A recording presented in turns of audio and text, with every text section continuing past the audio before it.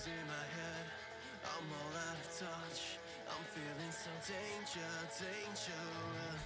I can't get ahead, and I've had enough. I'm feeling so dangerous.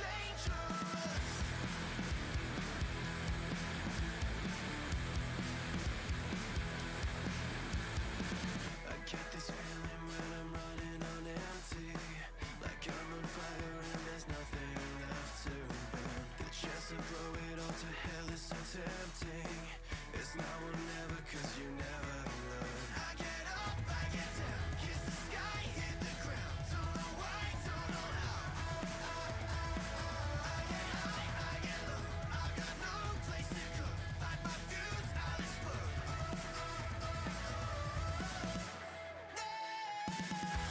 I'm losing my head, I'm all out of touch. I'm feeling so dangerous. I can't get ahead, and I've had enough. I'm feeling so dangerous.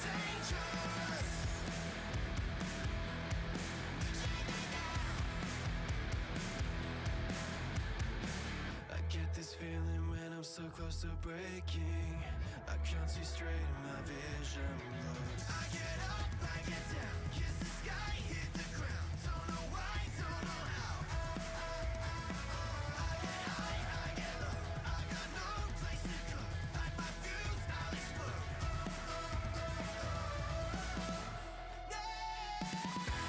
I'm losing my head, I'm all out of touch. I'm feeling so dangerous. I can't get ahead, and I've had enough. I'm feeling so dangerous.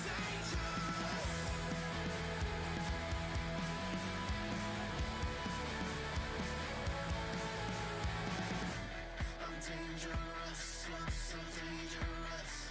I'm dangerous, so dangerous. I'm dangerous, so dangerous. I'm dangerous, so dangerous. I'm losing my head, I'm all out of touch. I'm feeling so dangerous. I'm losing my head, I'm all out of touch. I'm feeling so dangerous. I can't get ahead, and I've had enough. I'm feeling so dangerous. I'm losing my head, I'm all out of touch. I'm feeling so dangerous.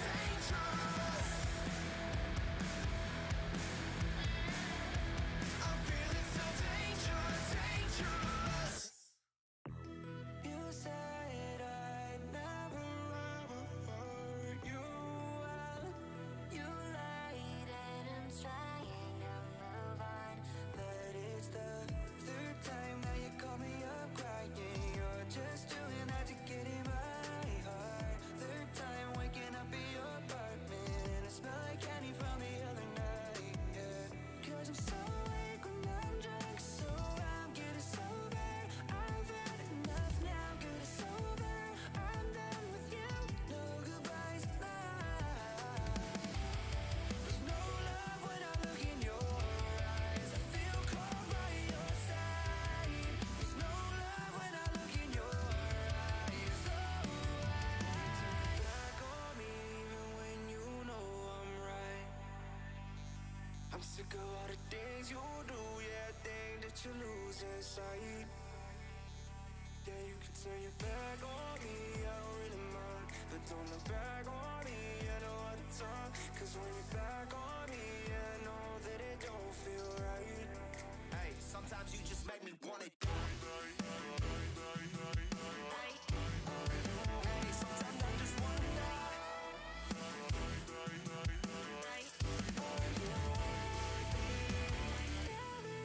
Every center, oh, you're sweeter than honey, but you're sour with your lover. What a sour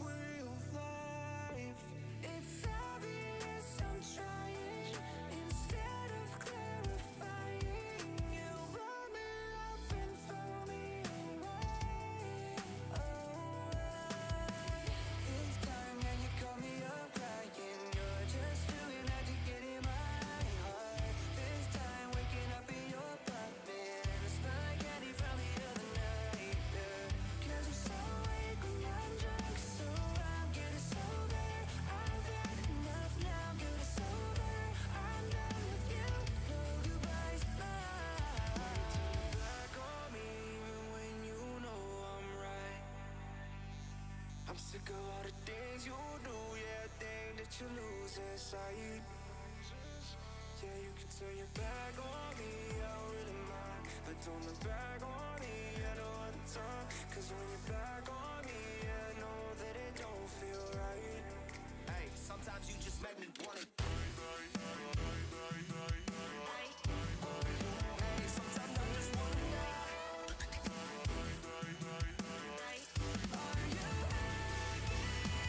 We need a doctor. Look at his.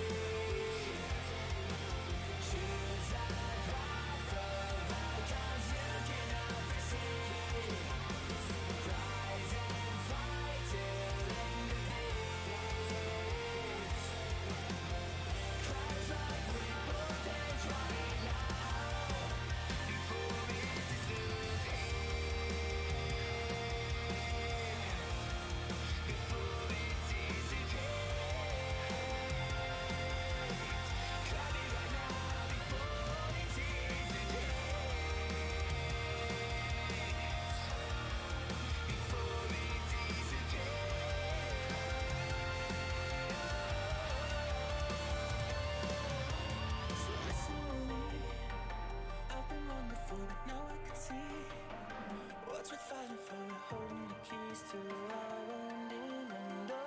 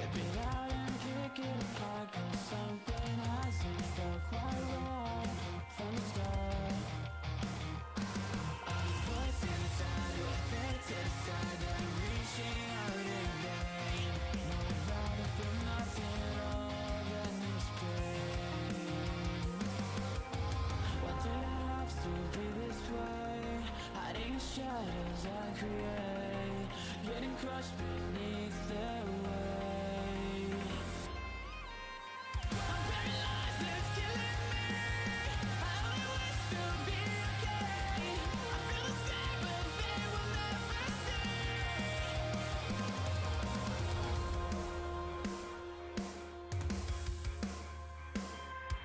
Can you feel the heat? I surrender before my defeat. I guess I ran my course and now I'm obsolete. All these voices inside who I think to decide that I'm reaching out in vain. Though this empty shell is everything.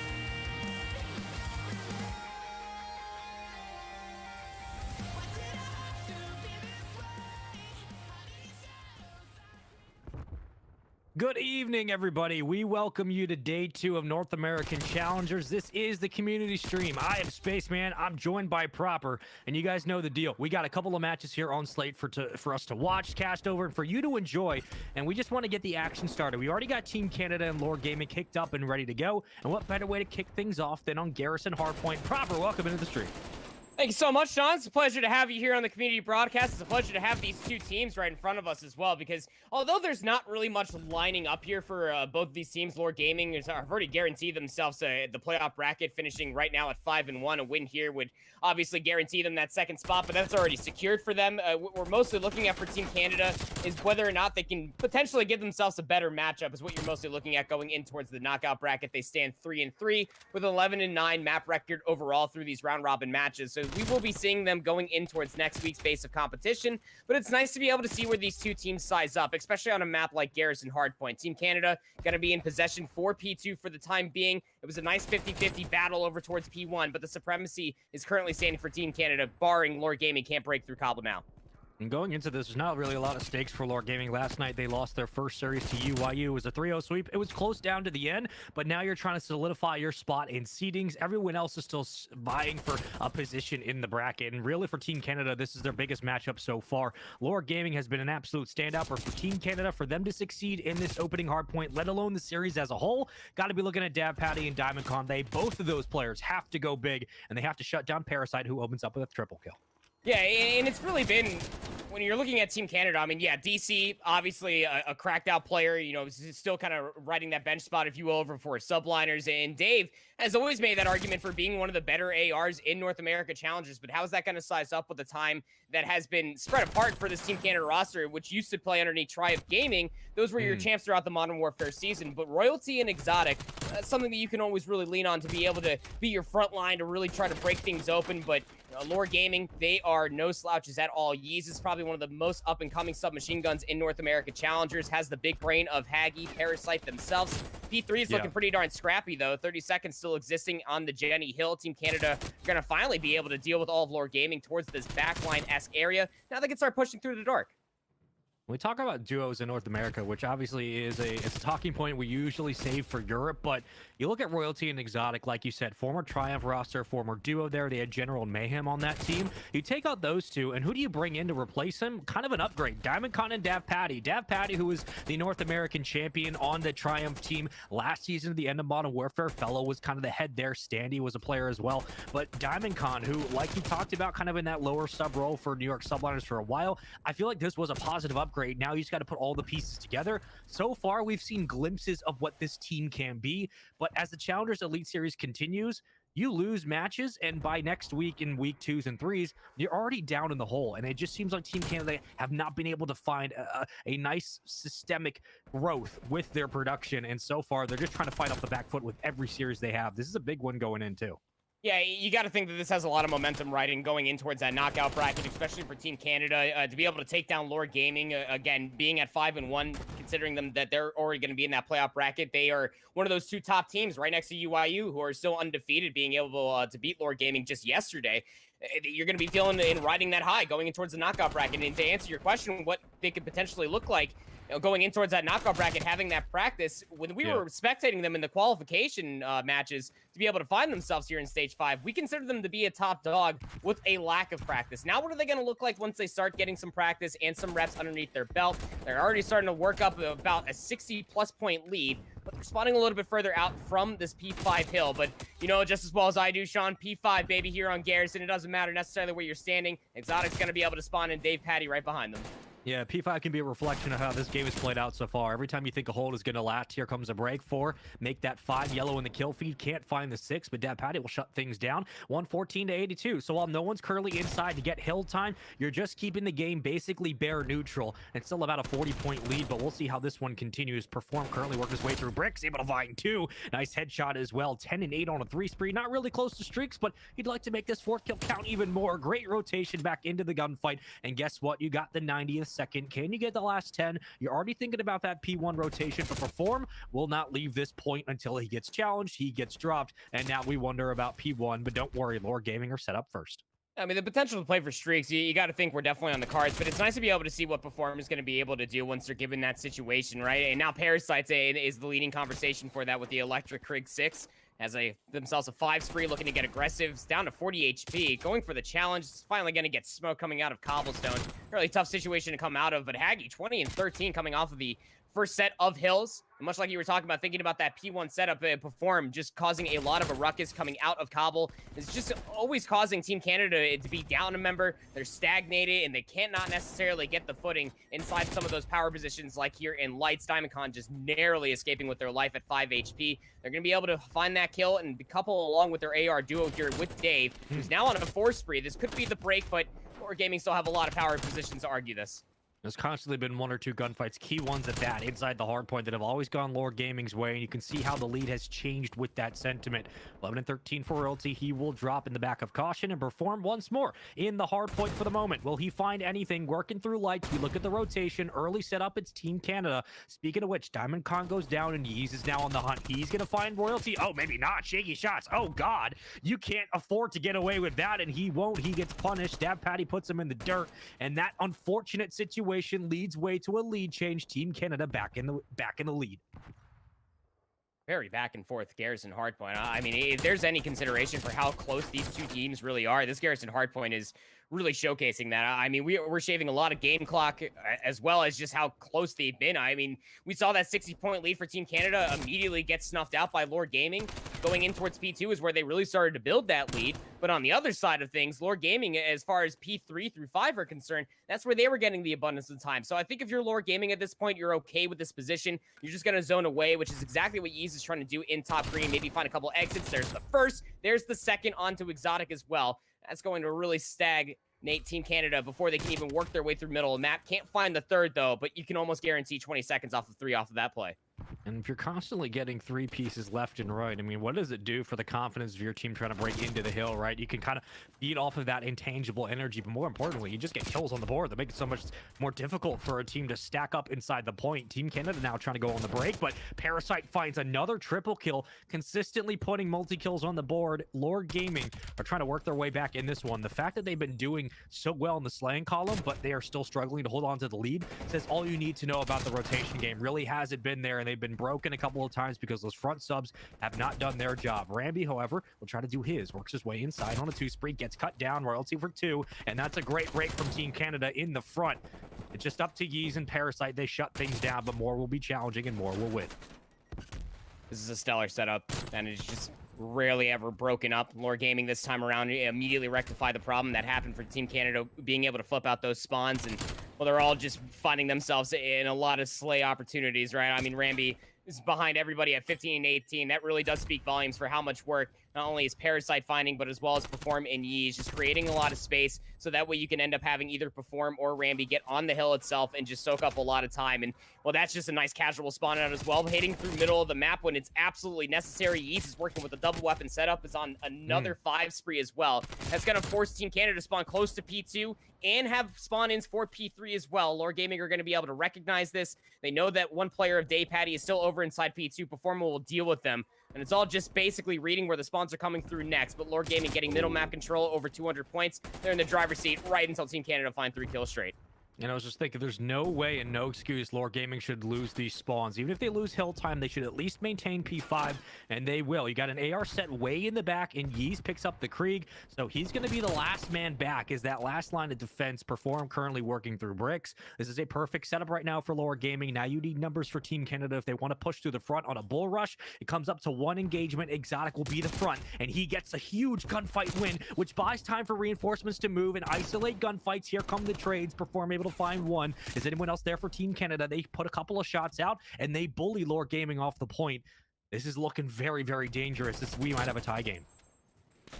It's been just basically a tie game the entire time, Jay, through the opening rip. And Team Canada, though, on the other side, this is where Lore Gaming were able to get an abundance of time to almost essentially get themselves the lead going in towards the second set. Now Team Canada are focusing for Lore Gaming, who are spawning all the way out on the west side of the map. But you got to win the upfront gunfights first. Exotic will find Parasite, but the quick trades are coming through. Ramby for 2, though, and that's going to be able to make a more potent push coming out from Cobblestone. Now Lore Gaming have broken through the front. Still knotted up. Keep in mind, it's going to be about 225 to 203 going in towards the third set of hills here.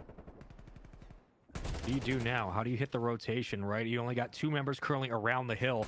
Everyone else coming off spawn. Dav Patty, you got to be careful when you mantle because sometimes you'll get caught. Here comes a couple of challenges, big ones in that. And Caution, huge win by Exotic. And we've watched him in the Challengers mainstream so many times. Exotic's not dropping massive numbers, but he comes away with clutch 2 pieces that just keep the game alive for Team Canada. I don't know how he does it, but with 38 seconds, you can win it on this hill. You need at least 1 or 2 challenges for Lore Gaming, and the more you give away, the more it's going to come down to the wire. Perform trying to work his way to top green, but don't worry. Royalty is quickly inside, and he should win this challenge. He will. There's 2 dead, but there's a big break, and Team Canada can play for spawns. Yeah, but look at what Royalty's ever able to do off there, right? Top green control comes all the way through. They're going to have another big gunfight to perform in the back. Would have loved to be able to win that one out as the other 3 players are trying to hit through the middle of the map. Lore Gaming are in, but they can't close it out. No, the explosive barrels going to claim Exotic's life, but that might just mean that they can spawn a little bit closer towards P2 because this is going to call for a rotation. Lore Gaming cannot close it out here. 241 v 232, and they understand that, so they're going to come flying out of green. They find the kills necessary. There's a big break, 244 and counting. You win it here. Anyone can win it here, but with just 4 seconds needed, 1 kill is all it's going to be necessary. They get it done. Nice job by Lore Gaming in the end to win the key engagements. 250 to 232. They take game 1. I mean, again, this was a back and forth affair. The scoreline at the end, just making it an 18-point game, that will absolutely suggest how close this hardpoint was to the very end. All the way through that first set of hills, we saw Team Canada being able to really hold it strong on P2, but were unable to really find themselves a lot of time off of bigger hills such as 5. And that's where Lore Gaming were really starting to press the issue. Breaks going back and forth. We had clutch 2 pieces from the SMGs for Team Canada. You know, the ARs were always being more than steady at the same point in time. But then Lore Gaming just really kicked it into 5th gear throughout that third set of hills. I mean, you were talking about it at certain points of time that they had to be able to hit P1 one more time because Team Canada were threatening to close out the game. But they were more worried about the power positions first and foremost. It was fighting out for top green. Although they were unable to hold it for too much longer, the hit through the middle of the map is what was most important because nobody knew where the other 3 players for Lore Gaming were coming from. Once they overwhelmed all of the rest of the players for Team Canada, having to focus on the rotation going over towards new, it was always just a guessing game for Team Canada, and that's just one of the biggest struggles when it comes down to Hardpoint, especially on Garrison, is where the hit's going to be coming from through some of these narrow choke points, yes, but sometimes timing in Call of Duty, we know, is always going to be a very big thing. Team Canada in that moment of time just didn't get it right.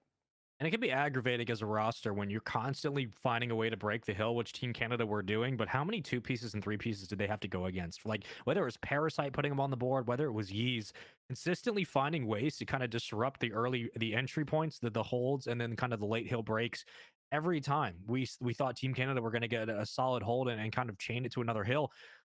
Lore were there to break, and they were able to kind of rally that into strong P4 and P5s. They almost lost spawns, which freaked me out, but in the end, Team Canada had to rely on kind of heroics in the end, but on that third rotation on P1 from Exotic on the 2-piece to be able to break it, last alive, finding ways to keep the game interesting, but nonetheless, Lore Gaming get it done, and that's really what it comes down to sometimes. You know, we look at Europe and kind of more structured team play. In North America, it can be an individual effort multiple times in that game 1 where Parasite was putting 3 kills constantly on the board, and that helped everyone from Lower Gaming kind of rethink through their progressions, get back into the hill, and then focus on the next. So the rotations were there. The gunfights sometimes weren't, but they got it done. Now we go to S&D proper. These are the interesting parts of series because while control can be a fickle mode, S&D, especially with a guy like Parasite, is never going to be dull. And I think that if Lower Gaming go up 2-0, this one might be done. I don't see how Team Canada bounce back.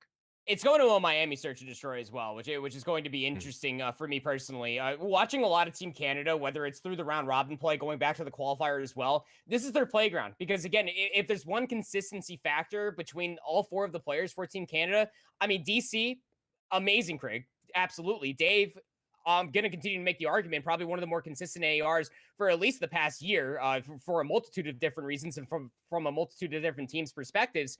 But when you're thinking about this as a whole, this is where Team Canada can slow things down to where you can really start punishing players like Yeez and Performer who like to play relatively fast, maybe try to get Piano very quickly in their control through brute force, that you're going to really start to rely on when you're staying up to about 2 or 3 o'clock in the morning playing those S&D wagers and challenges with Tupac.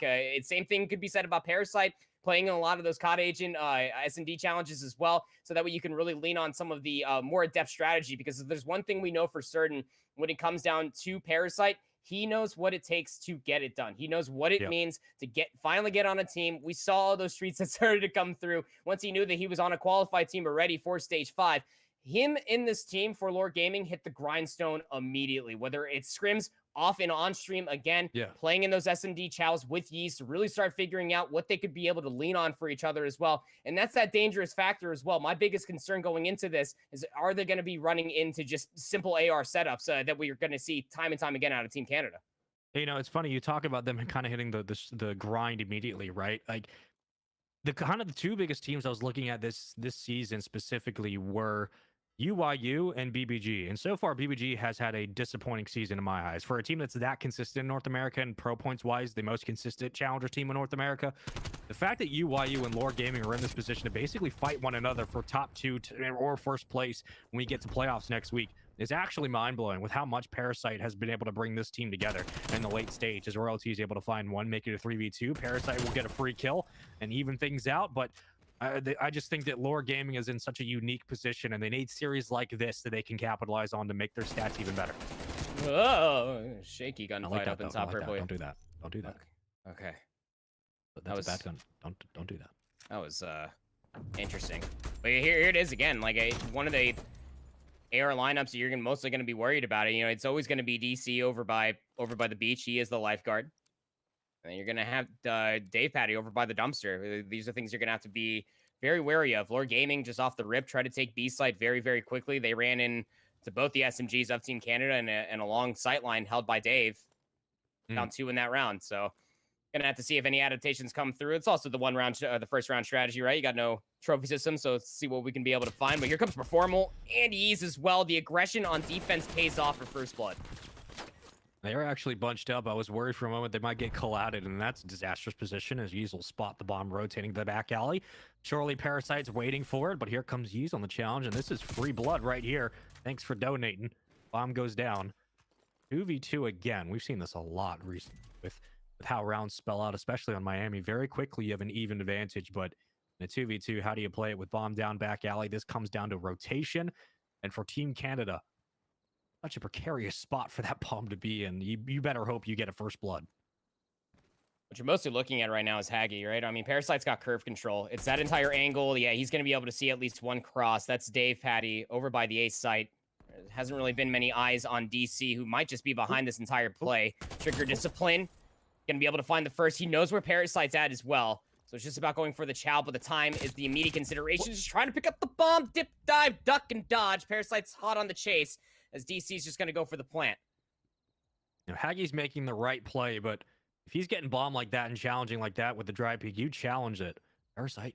Oh, Diamond Khan with an interesting repeek.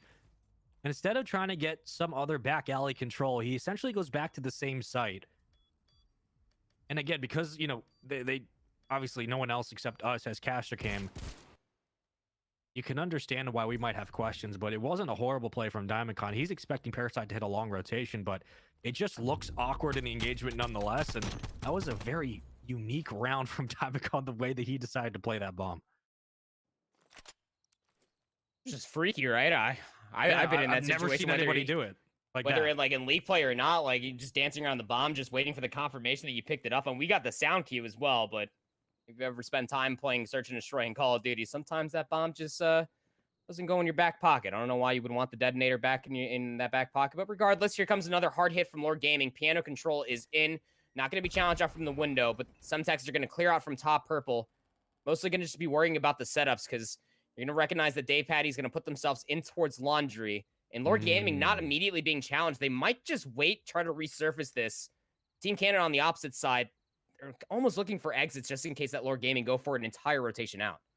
Exotic was looking at the Kismet route, but he basically pulls a dead stop. And Ramby was suspecting the flank, but the off timing is not paying off. Royalty with a challenge, he'll at least get traded. So you have numbers for both sides, but positioning in garage currently for Lord Gaming. Now, how do you use these numbers? Because Dab Patty will rip you off if you come anywhere near the site. Might come down to Yeez. Form has to be careful moving out with bomb. If he goes down, this is round for Team Canada. But look on the bottom of your mini-map. Player 2, Ramby and Exotic. They might have a huge gunfight at mid-map. Here comes Dab Patty on the challenge. He won't get Yeez. Now you have to back up. And the bomb's going to get planted as well. And that's such a tough spot to be in. Yeez breaks the nose of Exotic. 2v3 for the retake. And you're mostly going to be dealing with Ramby in that power position. But DC does find the trade on a Ramby. Another 1v1 here for Diamond Con. Going to be putting yourself in. And he knows that there's going to be a player on these back docks. Ramby's in the power position. Try to close this one all the way out. And Diamond Con has more than enough time to try to make this flank happen, but he can't necessarily stop. He's got to find the gunfight, and he's just got to rush straight towards the bomb. Sees him, throws in a couple shots. Ramby just has to jostle up and down. Whack-a-mole's not going to go in the favor for Diamond Con. You don't have enough quarters to finish out this game, my friend. Lord Gaming going to be able to close out that round. It got shaky at first, but even going 1-for-1, you see it's not necessarily always what you want. You do see a handful of players inside the parking garage because it's going to be a retake regardless once you end up shrugging away Dave Patty from that laundry position. Yeah, and if Patty drops, and that's really what the round came down to, right, when he eventually fell. If he was able to take down Yeez in purple, at that point, Exotic has full control there, and that's the round at that point. Whether or not Exotic moved his way up, the round would have been gone to Team Canada because you pinch him in garage, you win that number trade. But the fact that Lore Gaming still were able to pull that out, even with a dangerous situation, again, credit where credit's due. Here comes 3 in the back, though. And you basically get an even trade again. We've seen this many times so far in this S&D. Royalty must be careful about his corners. COD timing is heartless, as Yeez might be the second blood in this round, but Royalty will hold his position and stay ever so quiet. That's a scary spot to be in if you are Royalty. I mean, he's the bomb carrier. He is all on his lonesome, essentially. And Yeez gonna go ahead and just back all the way out. I think that Royalty, just might challenge that. He's gonna find Yeez relatively weak, so that's gonna be the B bomb site given. Performal now has to stop that. Still in that power position, by the way. Or Gaming have never given that up, but that's just poor Exotic left alive in a 1v2. Did Ramby run out of bullets? I want to know what the Diamatic can do at that range. Doesn't really matter, but Ramby, what are you doing, man? Is this a new strat that I don't know about? Because you're lucky you had another teammate just for support perform with a great peak, and water steps is always fun when you have a sub who can hit like that. Currently up 3-1, and Lore Gaming handling their business. These are the most dangerous rounds, though. We talk about rounds 3, 4, and 5 in S&D. This is it. This is when you decide the game. This is where you're really just hoping that the adaptations start coming all the way through. But Lord Gaming, I mean, they've just been coming out of the playbook just round 1, and making me second guess myself, going with the day-old strategy and just leave the bomb and spawn just for a little bit. Go for a delayed hit, I suppose now. Performa's going to be that player pushed up very far forward. I don't think he got the timing to see DC cross. It's very possible. Didn't see their perspective from the beginning of the round, but it's a very passive setup for Team Canada defensively. Performa trying to find this first blood, won't be able to lock it down, but at least you know that there's at least one in top purple. If you know that, you also know one's probably in the alley. So you're either banking on a 4-man hit back there. Usually it's a 3-man hit, but at least you know multiple numbers are here, so you can try to swing this bomb around to A. That will be the call. Diamond Con throws out a nice little pre-nade that'll check 1. How do they go for the entry, though? Trophy's down. It's going to be straight-up gunfights, and Diamond Con wins it 6-4.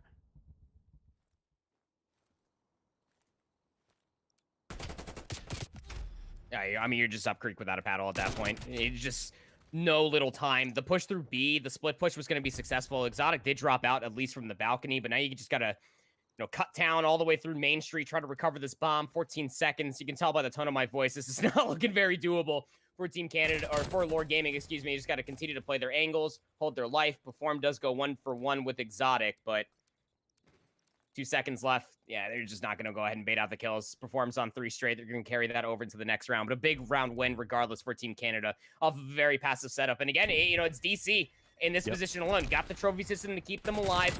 The Semtex came all the way over, at least from Lord Gaming's perspective. So they knew that a player was going to be here, but DC in this position on this map mode combo, all the way up to when we saw them playing with the subliners in the CDL, has just been so good. Yep. You can't take someone out of visitors and or beachfront. I mean, you're going to have a very difficult time winning that AR battle. DC doesn't miss shots up close like that. 7-5, nowhere near streaks. Really only one in the conversation is Perform, but we'll see if that becomes a factor. Bomb carrier royalty. Again, this is probably just my Call of Duty caster lizard brain, but surprised they're not having Exotic rung bomb. A couple of times he's hit the long flank, unsuccessful. 1-4 now. Royalty at 4-4. Maybe use him for entries. He's able to find one. Can't get the second, but bomb again in a very tough spot. Top of the steps. You can quickly get it in retreat, but you have to be worried about nades flying over. As Exotic once more tries to work the flank in mid-street, but sees nothing. Yeah, the 1-for-1 trade up in top purple is never going to be good unless you do have that third player coming all the way through to be able to find that. And well, DC just might get some of the worst timing, but actually just might be the best. Oh, just the shot's a little bit delayed. Parasite's not even turning around. Finally knows that someone's going to be behind him, but the fight over by the B bomb site is going to go another 1-for-1. Exotic trying to keep their life, 3 HP and a dang dream. He's hot on the hunt. Doesn't even get tagged by the nade at all. Where'd it go? Exotic did recover the bomb, though. And this has to be a very fast rotation all the way over. But that's the Miami special, Sean. You got Parasite all the way in the visitors building. You are not crossing the street.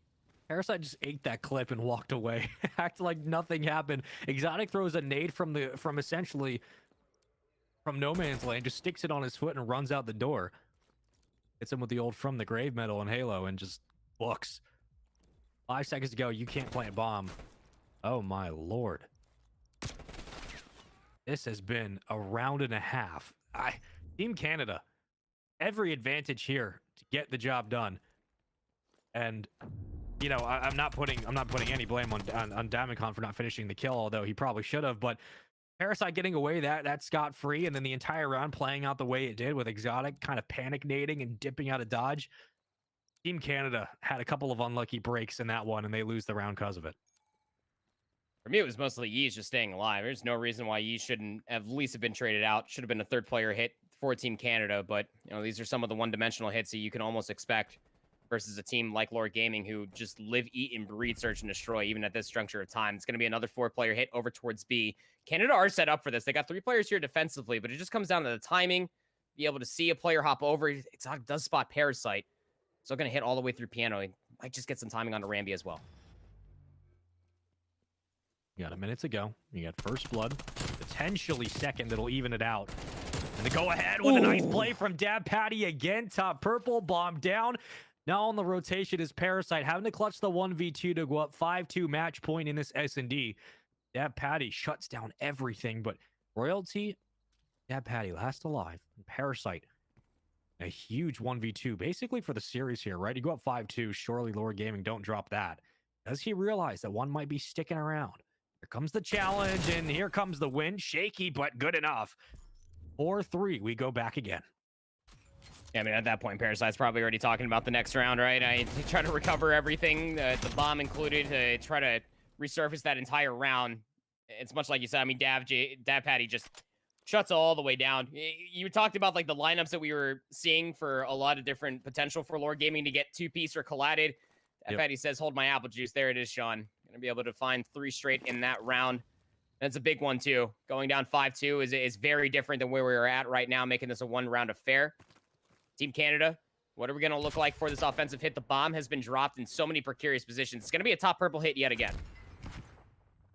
Ultros Waters ahead. Be careful how you tread. He's currently on the stairs. I mean, he's going to get first blood if Royalty even thinks about stepping a toe out. You will back up, but is Exotic still there? That's the question. They were running as a duo. And now we look at a slower hit. Exotic he's not leaving off the site. He's got to be careful. Exotic giving away a free bait and literally throwing his life away on that peak. 3 and 7, and now Parasite can play spoiler in the back, but can't hit the shots on Diamondcon. Might have caused enough of the attention stir. And Dad Patty will think about this challenge again. Parasite gets caught at mid-street. Yeez picks up 1. AR in the back for Team Canada, no longer in the equation. Dad Patty putting shots down left and right, but he's basically isolated. This is a huge round for Lore Gaming.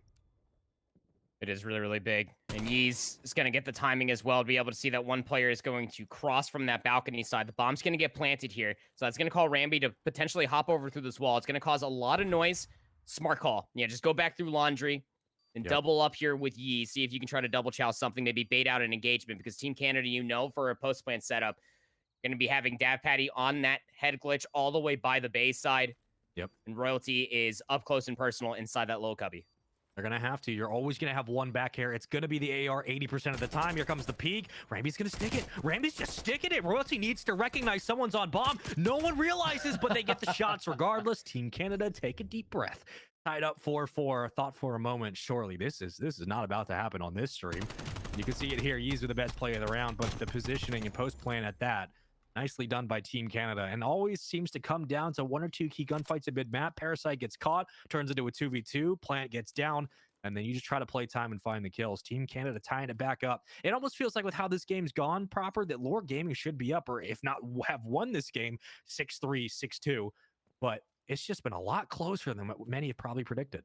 Yeah, a lot of trades that should have potentially become all the way through for really putting this underneath the microscope for Team Canada, but at least they're making the adaptations, starting to really lean on their ARs, most importantly, Dad Patty, to be able to find these 2s, find these 3s. He's now on 5 straight, make that 6. And 1 more kill is going to give him the artillery strike, and you would think that that would be the final nail in the coffin for Lore Gaming on this Miami search and destroy, especially with how open the A site is. Ramby's actually on a wild hit over towards the Tiki bar. Might find some timing over here. Has to poke out a little bit more. Exotic as that player. Gonna see a boot. There he is. Hey, how's it going? Gonna have a little bit of more cover. Incredible. This is absurd. Yeez finds 1. Ramby reveals himself as well. 3v2. And, oh, listen, it was a huge play from Ramby because he buys enough time just to get behind the boat so he can't get peeked by Visitor. Again, just recognizing the situation, putting yourself in the best possible place to win the round.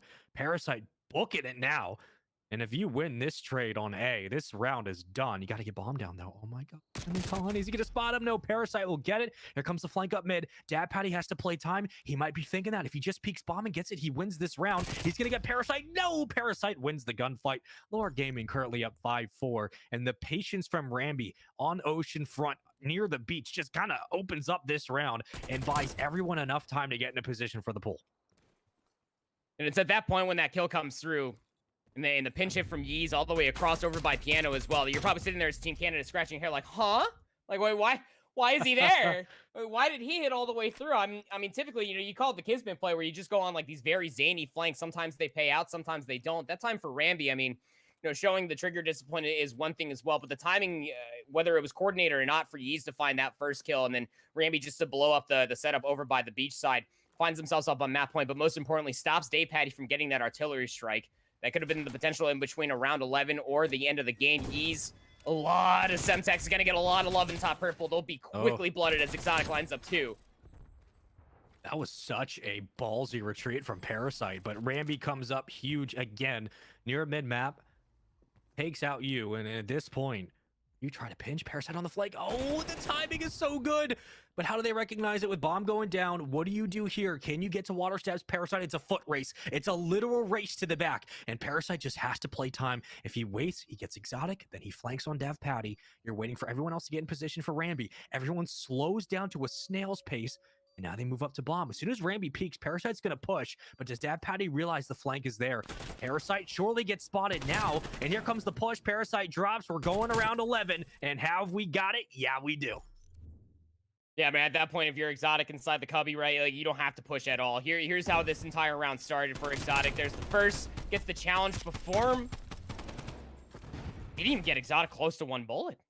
I mean, that's insane. There comes a lot of talk when it comes to search and destroy. You either sing the praise of the second guy or you blame the second guy. I mean, you got to be able to find that trade, brother. At least go 1 for 1 right there, but it's not to be. Streaks not even needed as well. Hey, Patty, double positive 10-5 through 10 rounds. It's going to be Lore Gaming on the offense. Looks like they're going to go back for this B push. They're going to leave Rambi behind, who's been electric in the middle of the map. He's going to eat a couple shots from Day Patty. They're going to maintain, keep curve control. Exotic low. It's going to just finesse their life, and Parasite gets first blooded on the bus. Great opening for Canada. This one is not entirely gone. Now it is. Now it is. Yeah, okay. Well, that kind of makes things more difficult. Rambi in the worst possible position in a 1v4. Has a gun at range, but they're just going to fly at him, and that's what you do. Team Canada will take it in the round 11. A little bit anticlimactic in the end, but nonetheless, they tie up the series in an S&D that very easily could have gone Lore Gaming's way. But Team Canada stayed calm, cool, and composed. Exotic finds a nice two-piece, and they completely dominate top purple 2 rounds in a row to help secure the lead and the win. And that's kind of the takeaway for me proper, right? Like 2 rounds in a row. They did the same strat over to top purple. They got 2 kills. They walked away with advantage. They walk away with the win. Easy as that. Yeah, and it's, again, when you start to really look at the SMGs in between Exotic and Royalty, when they're put in positions like that as well, whether it's respawn or search and destroy, at times you're just like, oh, the sub's got to go big here. They do, more often than not, especially for Royalty. Over the past month and a half, has been playing some of the best Call of Duty that I've seen Royalty play ever since the end of the Modern Warfare year. So absolutely mad props to them to even up the series 1 apiece going in towards this Garrison control. Got to also remind you all, this is not the only matchup that is happening. You can see underneath Sean's beautiful face the link, at least, for the mainstream, youtube.com/COD Challengers. Will get you the Built by Gamers versus No One Shoots Back. They're about to be loading into a raid. Hardpoint BBG just closed out the Garrison control 3-1. Giving themselves a 2-1 lead in that series. It's actually a lot of the same implications of what we're talking about with this matchup as well, for BBG to really put themselves as far as supremacy over No One Shoots Back. You could also make the argument for a better seed into the knockout bracket.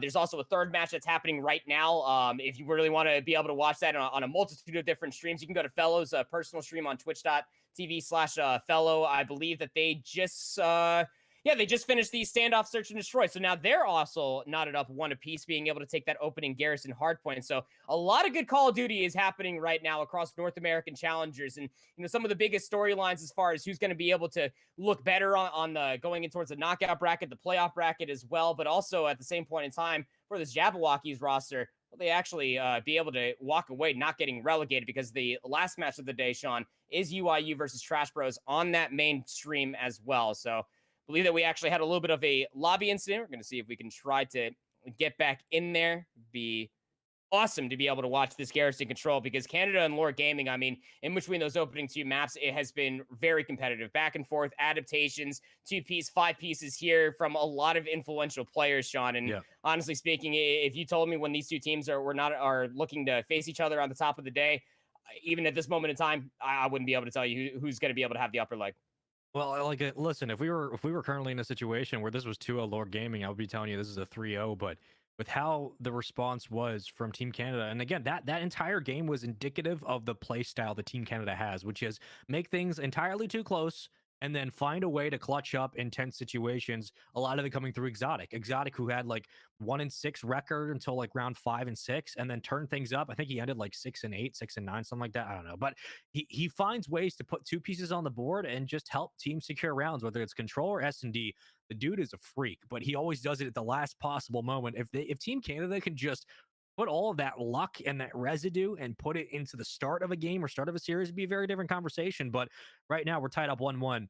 I genuinely do not know how the series is going to go. I feel like Lore Gamer are going to have a hot start in the control, and then Team Canada are going to bounce back, possibly steal it in the end.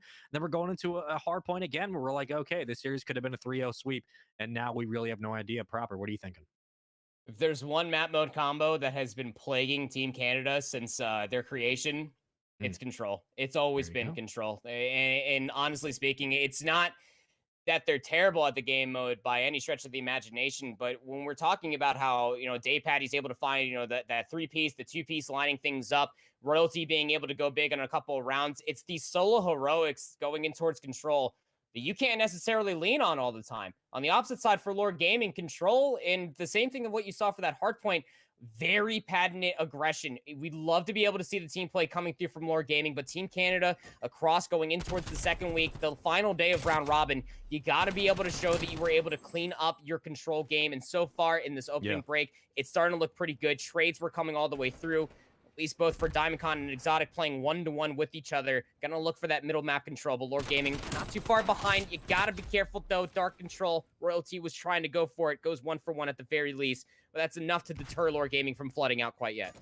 Last week on the Elite Series, we watched Team Canada No One Shoots Back play control on Garrison for one of the last matches of the night, and it was a hectic one, but Team Canada had essentially done what they've done all season, which is make things incredibly close, and in the end, Exotic clutches up.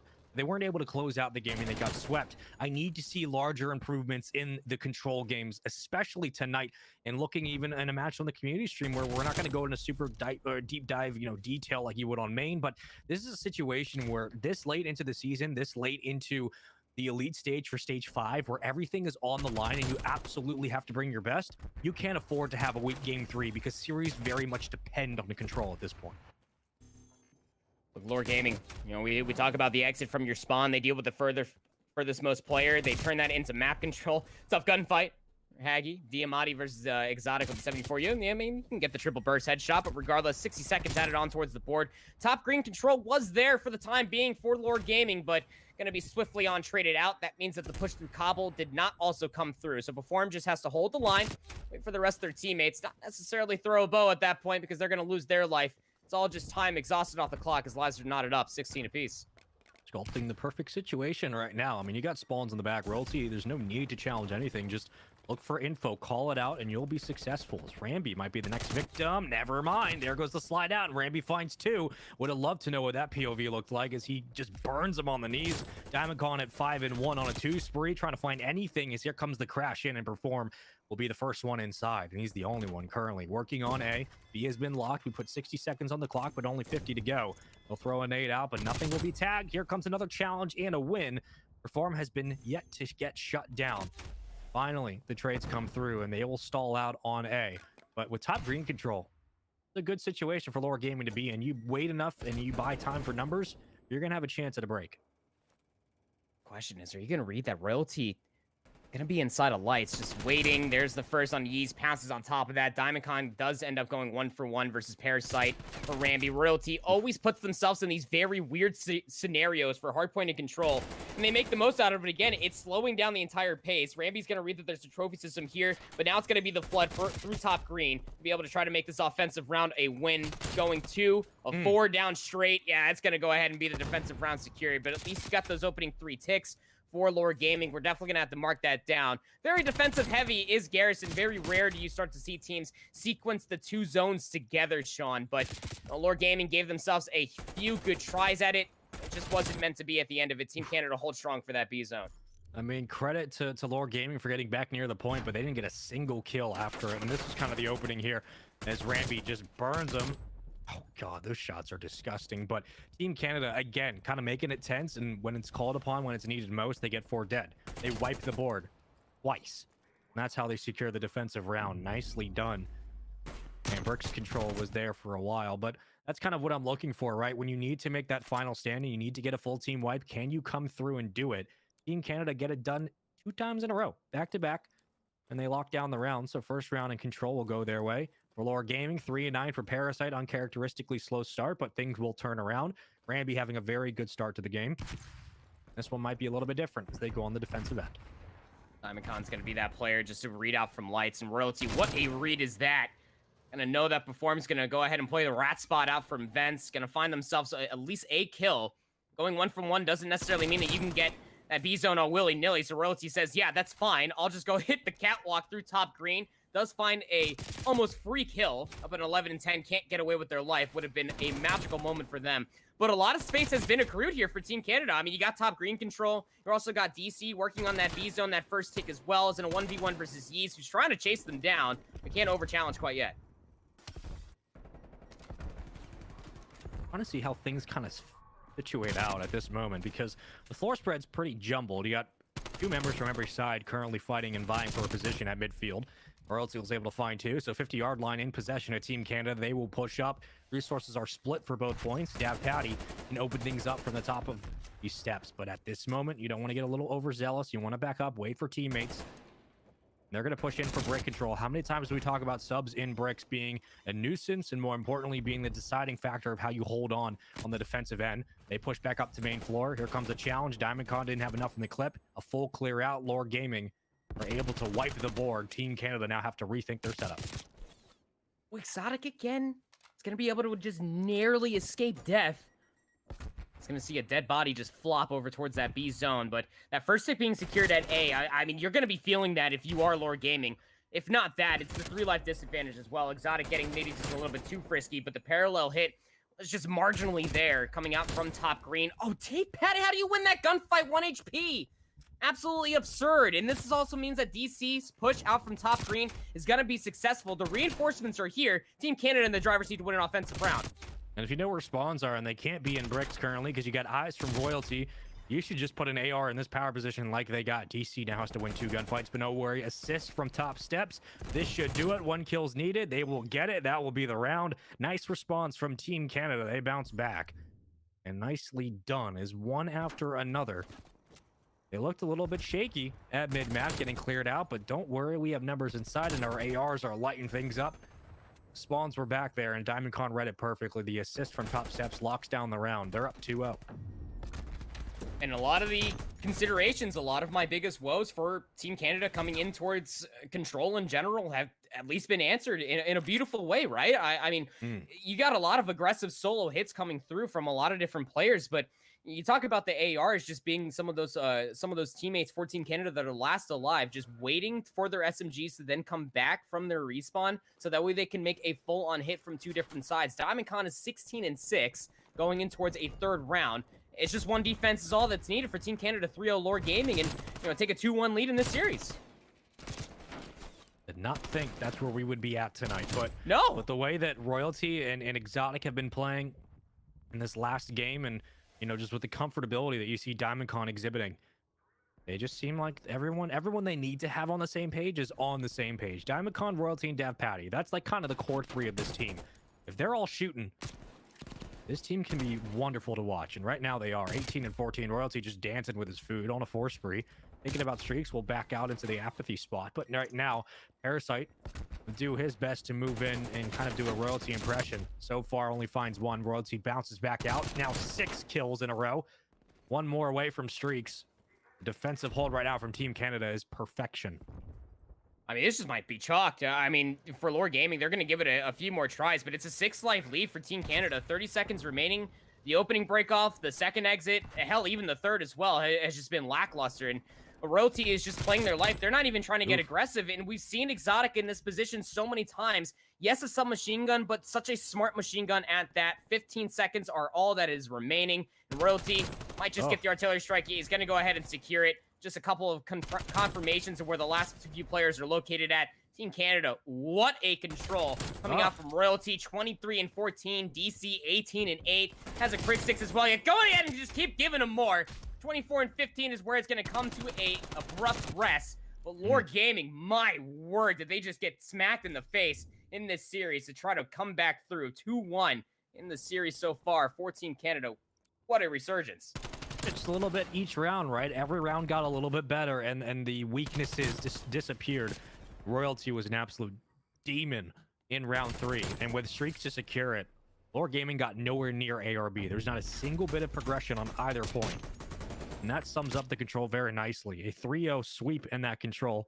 Now you go to Hardpoint, where if this is how Royalty and Dev Patty and Exotic are playing, we're gonna be looking at a very interesting Hardpoint. We could be looking at a situation where they don't even really need to rely on DiamondCon being that rotational AR. Like Royalty is eating them alive right now, and it just seems like everything's clicking, and that's the thing. That is the crux of Team Canada. When everything is clicking, they are a fun team to watch, and they can do some absolute damage. But when they're not clicking, they make a lot of boneheaded mistakes and confusing plays that just make the game more difficult for them. But right now, I mean, even that last round of control is indicative of how good they can be. And going into a hard point on Moscow, nonetheless, dude, I think this is going to be a very dangerous situation for Lore Gaming. They don't lose a whole lot if they lose this series, but you lose 2 back-to-back, you lose to UIU last night, you lose here. That's a rough way to go. That is really, really tough. I mean, for Lore Gaming, regardless, again, you know, if you end 5-2 through the round robin, like you've already qualified, like you're already going into the Yeah. playoff bracket. Like there's no question about it. You're not going to end up having to play through the knockout bracket, but at least you're getting a lot of practice and a lot of potential to try to, you know, try some more zany things. That's also becomes the potential because I'm not inside these comms every single day. I mean, I would love to be able to watch these teams scrim from their perspective to be able to hear what the conversation might end up being, but you know, we don't really know whether or not they're trying something entirely different for their hits, their setups, or, you know, maybe they're just throwing all of caution to the wind, just seeing whatever potentially could stick. But Yeah. regardless of the matter, this is still really nice for Team Canada to be able to show these strengths going in towards the knockout bracket, regardless, because you know they're going to be going in there with a white hot no one shoots back who just came off of a 3-1 loss to Built by Gamers on the mainstream as well. They're also going to potentially either see Trash Bros or Jabberwockies, depending on how the rest of those series end up playing out through the rest of the day. And you know the potential for UYU to be on the other side for that playoff bracket if they do make it through the knockout bracket as well. All of these strengths have to be continuously showcased, and they're able to then rely on these very individualistic roles. And I'm a big advocate for always talking about how you do have your 4-set roles, sure, but you better be damn ready to be able to set yourself up to almost fulfill whatever role is necessary. Team Canada are able to showcase that they understand their roles perfectly well and can rely on their certain submachine guns, like Royalty being a Slayer, Exotic just being the pinch holder for the trades as well. You got to see all of that through the Garrison control because you go back to even the KD ratio. I mean, 18-8 for DiamondCon. You might think that those are low engagements, sure, but they're still double positive nevertheless. They're just playing the angles, just making sure that the angles are being covered. Moscow Hardpoint plays just like that. So long as Dave and DiamondCon can continue to hold these angles and create the space for Royalty and Exotic to do these inner working dimensional drifts, if you will, this is going to be really hard for Lore Gaming to bounce back from because they're hitting things very individualistic. They got to go back to the fundamentals and just play as a team. And you know, you talk about like DiamondCon having 18-8 on engagement wise, but it's not even the fact that he was, you know, double positive. To me, it's the 8 deaths. He's not feeding kills to the other side, so he's not just taking unnecessary challenges that lead to nothing. He's getting the job done with the AR, and he's limiting the damage he can do to his own team, which again is just awareness around the board. DiamondCon already opening up with a kill, and here comes Exotic underneath, and just misses basically the freest gunfight of his life, but it's okay. We still love him. We'll give him a pass for that. Misses his first engagement. Nonetheless, Royalty inside with the AR, the Krieg in hand. DiamondCon watching Main Street on a 4 spree. He's got to have a couple in front. Finds one. Can he find a second? No. Ramby's shot's been a bit better today, but so far so good. A nice hold and lead for Team Canada as we go into P2. Yeah, and going in towards P2, you saw Lore Gaming, once they knew that they can't hit through P1, let's go ahead and overwhelm through Boulevard. The way that DC was able to see a multitude of players knows that hit is coming from that specific side. And actually forced Team Canada to spawn a little bit closer towards that AS&D. And they're still going to have the spacing available. I mean, you got DiamondCon just spawning in towards PD, Exotic finessing around the apartment side as well. Just dealing with these players as soon as they just come up to them. But now being able to find that kill over inside top PD, it's not going to be enough to break the spawns, but it could just potentially be an opening. Already 30 seconds going through P2, and well, Lore Gaming, they either got to break through now or rotate. And that's kind of Exotic's job. Stay on the outskirts, draw attention away from the hill, and win interesting and cheeky gunfights. Just play with the angles a little bit. He does it basically as well as anyone has. 4-2 off to a very good start. 58 and counting. They'll get a full 60 here. And in what was basically the first break Lore Gaming have had all day. And instead, they put 4 up, they lose 4, then they rotate. So I don't hate the call. You have to win a full 60 here to get back in the game, but it's going to be a very risky decision. Can they hold on to those back spawns? Exotic's working through the back. Spawns back library currently. And they must know that numbers are back here to flip, as Ramby's able to find one, and Yeez will cut down him, but DiamondCon responds. And this is where the big gunfights will happen on this hill. How long are you going to be able to hold? I mean, Lore Gaming, they need all of this time to just about make it even, but if you hold P3, you can find yourself a very easy rotation through the gold alleyway over towards 4 as well. But what a hit from Team Canada from the front. It's DiamondCon and it's Dave to be able to open things up for Royalty and Exotic, potentially to work their way back through. Exotic just trying to keep themselves alive on the opposite side of the fountain. The close spawns are still intact, but no one read that Royalty was hitting it from the back again, always putting themselves in what are they doing here positions, and they make the most out of it as well. A late break at that, but you got to think for Lore Gaming, all of that contested time plus losing lives, even on the rotation over towards 4, that's going to sting. You got to think about those front subs as well. Let's keep that in the front of your noggin, jog some memory. 6 and 10 for Yeez. Perform at 2 and 7. Things are not looking good. and we might have had one drop, so we'll take note of the score. It was 87-30. I'll quickly write that down as Parasite gets kicked out. We'll see if he gets back in time. If we'll just keep playing, that's the call. We'll keep going. Ramby on your screen, can't find anything, tries to shoot a couple of footsies under the bus, but so far unsuccessful with that attempt. 2 more fall, players stop, and everyone takes a quick breather. We will hold on for the moment. We'll restart the party, and we'll make sure we get back in this one. At this point, I assume because we were under 100 points, we go for a full reset. That's usually how it works, but Lord knows challengers are interesting. Anything goes. But so far, so good for Team Canada, man. Regardless if we have a full restart or not, it's important to note that they were off to a very quick start. A lot of that thanks to DiamondCon, but I also want to give love to Exotic because he was 4-2. He missed his first engagement, but he was winning interesting challenges and angles on P2 that just kept pressure off the hill, and it allowed them to get another 40 seconds under their belt, which they then carried that over to P3. So I'm very impressed with the team effort right now from Team Canada. No pun intended. It's all there, and I'm enjoying it. Yeah, absolutely. And again, it's a lot of those big praises that I was singing coming off of the Garrison control. You know, you can really rely on both DiamondCon and Dad Patty to be able to hold these longer lines of sight, to be able to open up the space for, you know, Royalty and Exotic to start working their way through a lot of the openings that is here on Moscow, whether it's through Metro, Gold, the office as well. And also bring yourself back to what Royalty was able to do going over towards P3. I mean, yeah, we were talking about scrap time at the end of it all, but they just find the timing to be able to work their way through the flank to be able to upset the spawns going over towards P3.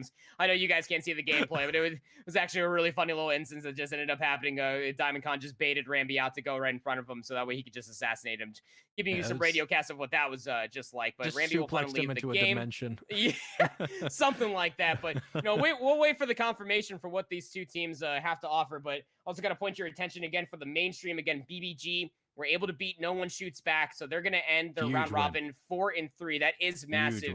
Big implications going in towards the knockout bracket for those guys, depending on who they're going to face.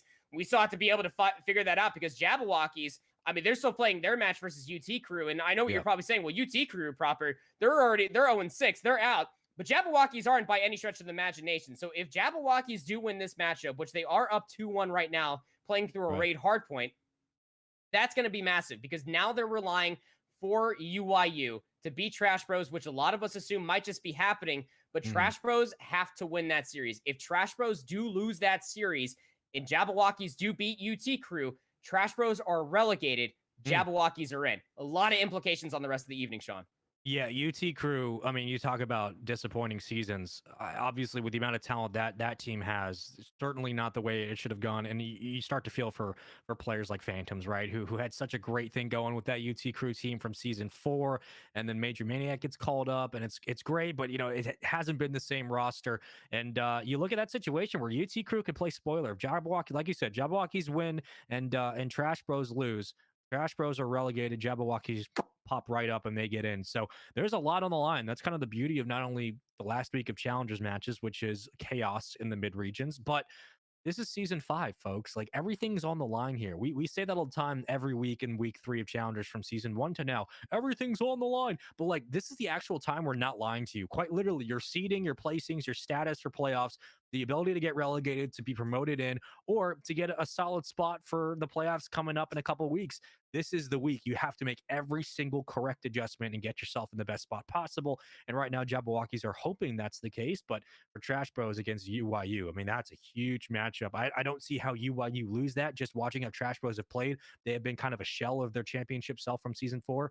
But today and tonight is a passion pit of chaos, which is always wonderful. But we're getting everybody back in, and we're finding out whether it's a full restart. We have to make sure that we get all of Lord Gaming in here before we make a decision. So far, just joining us, it's a 2-1 lead currently. In this series, we won Control and S&D as Team Canada took the lead there. Proper, has there been any surprises for you? I know we've harped on the idea that Team Canada have fixed a lot of their fundamentals and kind of flipped the script, but is there anything else sticking out to you specifically, and whether it's an indictment against Lore Gaming at the moment? What are you noticing that it's keeping your eye on the screen? I mean, I always have to play even devil's advocate, not only with you, but for myself as well. I mean, like, there's always that potentially. It's the same conversation point that we ended up talking about with, you know, Sure. Atlanta FaZe going through, what was it, stage 2, once they were just forcing themselves to play on zany maps that they have no practice on. Yeah. Who's to say that Lord Gaming's not doing the same thing here, trying to really test to be able to see what they're really putting themselves into going in towards that playoff bracket, which again is going to be grueling. If we were talking about the shark infested waters that was stage 5 here for stage 5 Elite NA as it was, who's to say that that's not what Lure Gaming are trying to do already? Just trying to strengthen up their tool, the utility belt, seeing what they can potentially offer for themselves going in towards that playoff bracket. So it's all going to be pretty interesting for me to be able to see what it all pans out to look like. But, you know, for one thing for me for certain that has stuck out is that the teamwork and the chemistry for this Team Canada roster, it was a lot of individualistic gunfights and a lot of individual heroics coming from that qualifier and at least through day 1 of week 1 here in stage 5. But the teamwork has just been electric. You know, when we're talking about, although they did lose that opening Hardpoint 232 to 250, you bring yourself back to the Miami Search and Destroy, started off very simplistic, very solo chow here and there, putting themselves in very awkward situations. They didn't pull themselves back, go for those double, triple chows. That's that teamwork, that chemistry that we were able to see going back to triumph through the Modern Warfare Champs season last year for these 4 players. And then the Garrison control as well. I can't sing more enough praise to be able to see how the chemistry is really coming to life in this game of Cold War for the Team Canada roster, really starting to make the argument that they might just be that team to beat. Yeah, I absolutely agree. And it really was never a question of merit or skill. It was just a question of, can they get out of their own way? That was the big thing for me. And finally, it seems like they're actually getting the job done, which is fun because I like praising players. I don't just like sitting up here and bashing people. However, that is also fun. But at this moment, we still wait to make sure that everyone gets into the lobby all good to go. Again, this is, I believe, the first of 2 matches tonight here on the community stream. And so far, so good. It's been an exciting one. I've been enjoying it. And we'll continue to keep you updated with all of the information coming from main and all the matches happening off screen. As believe Jabberwocky's in that included. Fellow is streaming from his own POV, which means we will keep you updated with that series. But at this moment, we sit 2-1. We sit in an advantage for Team Canada, and they went into the hard point relatively quickly, and they got started off on a hot, quick start. That's a redundant sentence, but who gives a damn? They were up like 90 points, and we were going into P4, which was a very fun time to be a Team Canada fan. And right now, I wonder if they go back into the hard point on the reset, do they have that same fervor going into P1 and 2? Because they basically walked away with 70 seconds, which is pretty unheard of on Moscow, especially P1 and P2. But I just want to know how this one plays out. That's really my only question right now, Proper, is I was so impressed with how they started that game. I worry that this break will turn us into a situation where they fall back into those old lulls and they end up kind of shooting themselves in the foot.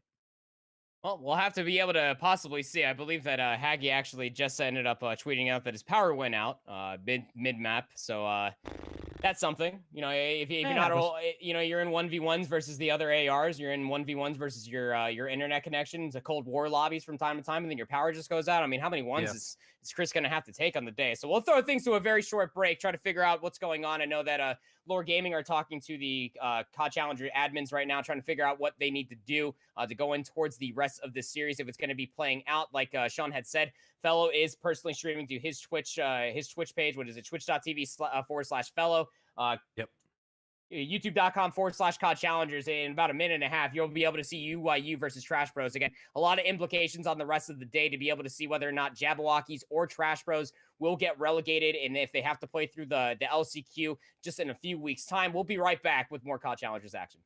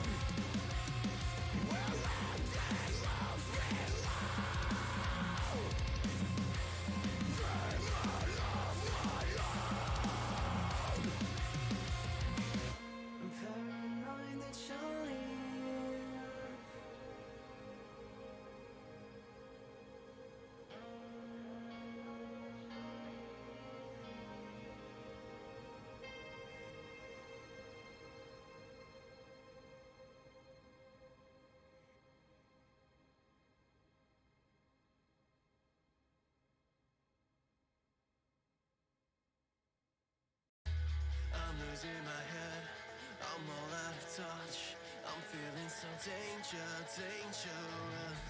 I can't get ahead, and I've had enough. I'm feeling so dangerous.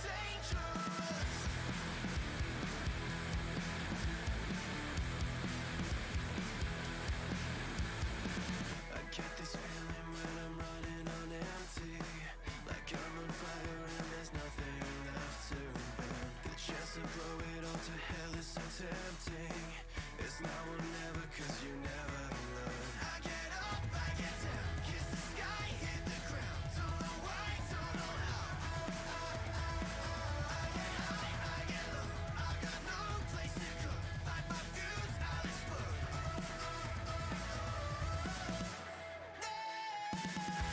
I'm losing my head, I'm all out of touch. I'm feeling so dangerous. I can't get ahead, and I've had enough. I'm feeling so dangerous.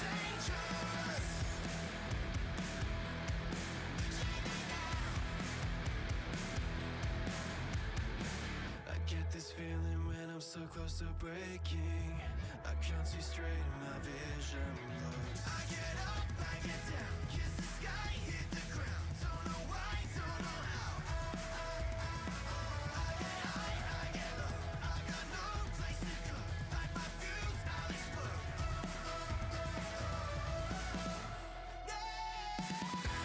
I'm losing my head, I'm all out of touch.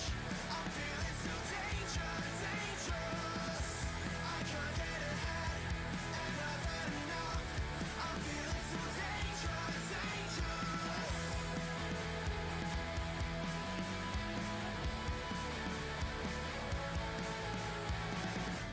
I'm dangerous, so dangerous. I'm dangerous, so dangerous. I'm dangerous, so dangerous. I'm dangerous, so dangerous. I'm losing my head, I'm all out of touch. I'm feeling so dangerous. I'm losing my head, I'm all out of touch. I'm feeling so dangerous. I can't get ahead, and I've had enough. I'm feeling so dangerous. I'm losing my head, I'm all out of touch. I'm feeling so dangerous.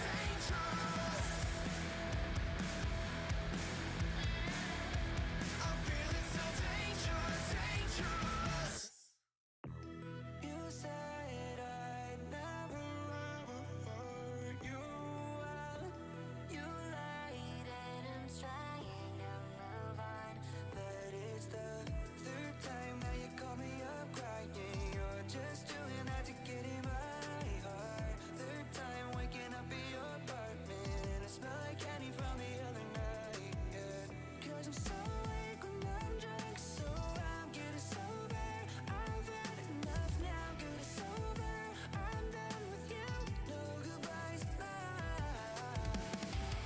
There's no love when I look in your eyes. I feel cold by your side. There's no love when I look in your eyes. Oh, back on me even when you know I'm right. I'm sick of all the things you do, yeah, things that you lose inside. Yeah, you can turn your back on me, I don't really mind. But don't look back on me, I know all the time. 'Cause when you're back on me, I know that it don't feel right. Hey, sometimes you just make me want it. Hey, sometimes I just wanna die.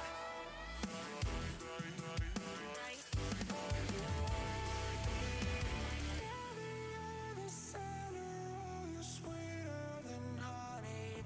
But you're sour with your love, what a sad way of life.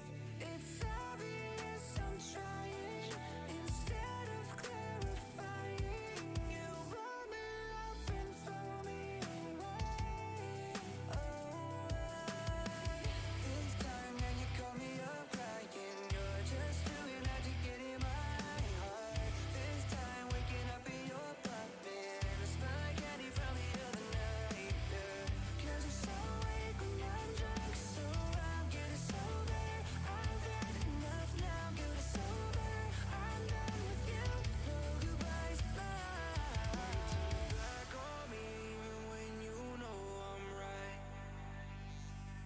think of all the things you do, yeah, I think that you're losing sight.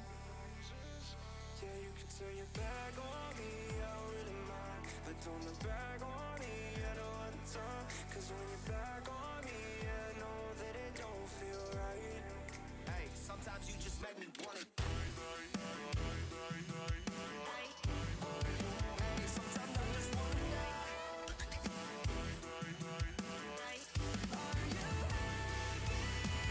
We need a doctor. Look at his.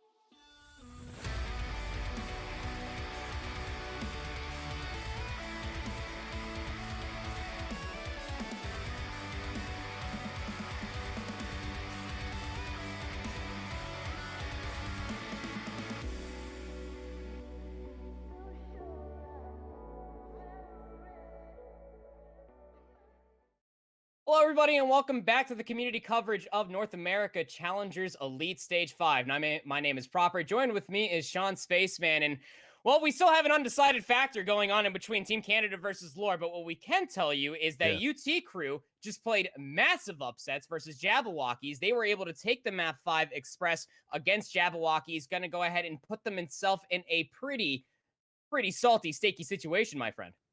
Yeah, this is kind of how things work out now. So Jabberwockies lose game 5. UT Crew was 0-6. So they're relegated regardless. They didn't need to win this series, but what's the one thing we said before we went to break? Like, UT Crew can play spoiler here. Jabberwockies lose. Now with that, we look at the next matchup, which would be Trash Bros and UYU. If Jabberwockies had won this series, Trash Bros going into UYU would have to lose for Jabberwockies to advance up and secure their spot. The fact that Jabberwockies lost means that Trash Bros has a situation here where here's how it breaks down. All Trash Bros need to do, because of the decider in the game going to map count and series count, not head to head, all Trash Bros have to do is go to a game 5 against UYU, and they will have a better map count overall than Jabberwockies. And even if they lose game 5, as long as they go to game 5, they will advance to the knockout bracket, while Jabberwockies get sent home. So Jabberwockies' fates right now relies on Trash Bros and whether or not they go to game 5. In a matchup earlier this year in week 1, Trash Bros versus Jabberwockies in season 5, Jabberwockies won 3-1. Now, normally, if it was head to head, Jabberwockies, even though they lost tonight, if Trash Bros lost, the head to head would go to Jabberwockies, they would advance. But because we don't do deciders based on head to head, we go to game count, then head to head. This means that Trash Bros have to go to game 5. Whether they lose or win doesn't matter. As long as they go to game 5, they will secure their spot in the knockout bracket, and Jabberwockies have been relegated. If Trash Bros lose 3-0, 3-1, Jabberwockies advance. As long as Trash Bros go to game 5, Jabberwockies are done. So that's all. Those are the situations. I had like a very big Uma Thurman, like just numbers just flying in front of your face like that entire time, just like grabbing out to everything. There's a lot, but yeah, that's what it is. Yeah, the one match you can't lose if you're Jabberwockies against UT Crew, they lose. And they lose it in a game 5, which, again, we were quickly discussing that Trash Bros at this moment have a 1-game advantage over Jabberwockies. So if Jabberwockies won that series 3-0, obviously this would be completely different. But if they lost it 3-1, it would be a little bit worse. But the fact that they lost it 3-2 means it's literally 1 game. So Trash Bros have to go to game 5. And if they do that, nothing else matters. They will advance, and Jabberwockies will be knocked out. But if they lose 3-1 or 3-0, Jabberwockies advance. It's just a weird situation to be in. But if Jabberwockies, or they could just win the series. They could just win. I mean, they started off. They won the Hardpoint. Yeah, they just win. Yeah, they just win the series. It's it. But the fact that the Jabberwockies are in this position with Sib and Fellow and Decimate Zinx, obviously are running the roster. But the fact that they're in this position proper with that much talent and the storylines behind Sib and Decimate and Fellow this year, that is like the worst possible way to end your season. Like, and have to play through the LCQ like that. Yeah, that hurts because I mean, I'm mind blown.